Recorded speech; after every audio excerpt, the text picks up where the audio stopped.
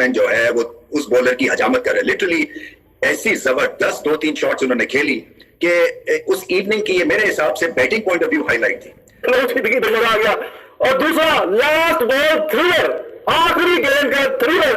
बिना ऐसे मैचेस देखने के लिए तो हम तो बेताब रहते हैं, हम तो इसी इंतजार में रहते हैं कि कब कभी कोई ऐसा मैच आएगा जिसका फैसला आखिरी ओवर तो छोड़ो आखिरी गेंद पे हो, और उसमें भी क्या ड्रामा हुआ आखिरी गेंद पे आएंगे। तो इतना आसान काम नहीं था इस मैदान पे। इससे पहले 206 स्कोर जो चेज हुआ था, लेकिन आज जो लखनऊ सुपर जायंट्स ने 212 स्कोर चेज कर लिया। और क्या कमाल की और लाजवाब किस्म की बैटिंग की है। एक बैट्समैन जो है वो उस बॉलर की हजामत कर रहे हैं। लिटरली ऐसी जबरदस्त 2-3 शॉट्स उन्होंने खेली कि उस इवनिंग की ये मेरे हिसाब से batting point of view highlight थी।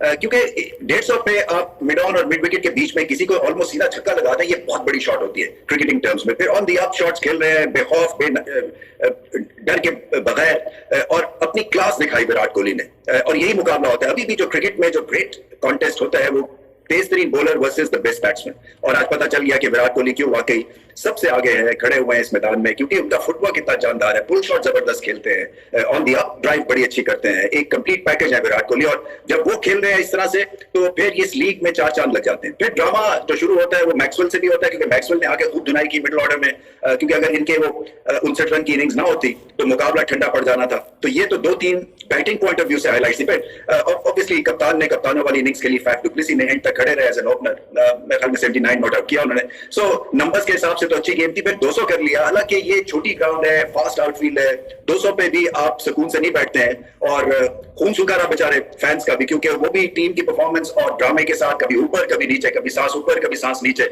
जैसे कि आईसीयू में डाल दिया हुआ इनको। मगर यही जो है इस मैच की खासियत थी कि पता नहीं चल रहा था कि किस करवट जो है ये मैच बैठेगा। और फिर उसके बाद जो है वो रन चेस शुरू हुआ। उसमें जब 3 विकेटें गिर गई 23 पे, तो मार्क स्टोइनिस आए और उन्होंने 50 कर दिया 25 बॉलों में। वो जो एक तरह से उन्होंने भरपूर धुनाई की और एक ग्रेट एग्रेसिव प्लेटफॉर्म रखा, उसी की बदौलत निकोलस पूरन ने आके फिर जो है वो अपने जौहर दिखाया। क्योंकि जब इस तरह की डेस्परेशन में कोई इनिंग्स खेल जाता है जैसे कि स्टोइनिस ने खेली, तो फिर आपका दिल बहुत बड़ा हो जाता है। और पूरन ने 19 बॉलों में 62 कर दिया, और आयुष बदानी के साथ बहुत ही अच्छी बदोनी के साथ बहुत ही अच्छी पार्टनरशिप हुई थी उनकी, और वो भी टेम्परामेंटली स्ट्रांग दिखे। मगर जो निकोलस पूरन ने अपना टैलेंट दिखाया वो लाजवाब था। बड़ी क्लीन हिटर है, स्ट्राइक फोर्स है, और दिल ऐसे ही चाहता है कि ये खेलते रहे। हर बॉल के ऊपर इनके पास एंगल्स हैं, शॉट्स हैं, और कॉन्फिडेंस का कमाल था। लेटर ऑन मिडिल ऑर्डर में इस तरह का कोई अगर बल्लेबाज हो तो फिर आपकी चांदी होती है। सो उन्होंने मुकाबला पहुंचा दिया एंड तक। अब एंड में जो हुआ ड्रामा, वो हमें पता है कि आखिरी ओवर तक बात चली गई। आखिरी ओवर पे फिर हर्षल पटेल का ड्रामा शुरू हुआ, और उसके बाद फिर दिनेश कार्तिक का ड्रामा शुरू हुआ। इसलिए कि वो कहीं अगर रन आउट कर देते बैट्समैन को, तो फिर मामला जो था वो सुपर ओवर तक शायद पहुंच जाता।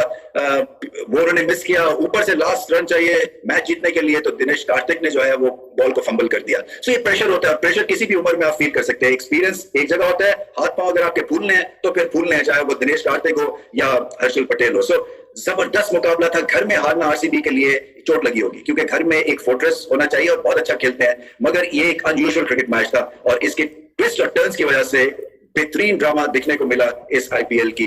गालियां दे रहा है डगआउट में, कोई देख ले जिस तरह उसने, मतलब एक बंदा जो इंडिया के लिए खेला मैच था, मुझे नहीं लगा कि ये कोई मैच, ये तो लग रहा था कोई जंग छिड़ी हुई है, जिस तरह नहीं सेलिब्रेट किया जाता हूं। तोबा। और 2-3 चीजें इसमें बड़ी अहम है। जो साइमन डूल कह रहा था पर्सनल माइलस्टोन, पर्सनल रिकॉर्ड 42 से, मतलब है 42 से 50 तक 10 वाले 8 रनों के लिए ली विराट कोहली ने। तो मुझे ये बताएं, चेज विराट कोहली कर रहा था या एलएसजी कर रहा था? Who was chasing? LSG। कितने आउट थे? और ये क्या रहा, ये आप देखें कि निकोलस, एक तो स्टोइनिस का कैच, वो देखिए सिराज सीधे कैच नहीं पकड़ सकता, सेंसेशनलिज्म की तरफ जा रहा है। Anyways well deserving victory, but RCB की जो बॉलिंग है वो माजर एक तरफ 213 रनों में सिर्फ 22 रन दे रहा है, सिर्फ 22 रन दे रहा है सिराज, 3 आउट कर रहा है। हर्षल ने 2 में 35 रूट दिए, लेकिन ट्मेंडस कम बैक किया एंड में, उसने भी 2 विकेट ले ली। अब ये अपना काम वो कर गया। की बैटिंग की है निकोलस पूरन ने और मार्कस स्टोइनिस ने। दोनों ने जो है वो बिल्कुल एक फ्लैट पिच के ऊपर फायदा कैसे उठाते हैं, कैसे खेला जाता है वो बताया सबको, और लाजवाब किस्म की आप देख। आरसीबी और लखनऊ के बीच रोमांचक मैच की दीवानी हुई पाक मीडिया। बोले जिस तरह से आरसीबी और लखनऊ के बीच का मैच हुआ आईपीएल इतिहास का सबसे बड़ा मैच है। जिस तरह से आरसीबी ने बैटिंग की उसके बाद लखनऊ की टीम ने आखिरी बॉल के आखिरी गेंद पर चेस किया। काबिले तारीफ। दोस्तों आईपीएल इतिहास का सबसे रोमांचक मैच कौन है, कमेंट करके अपना कीमती राय देना मत भूलें।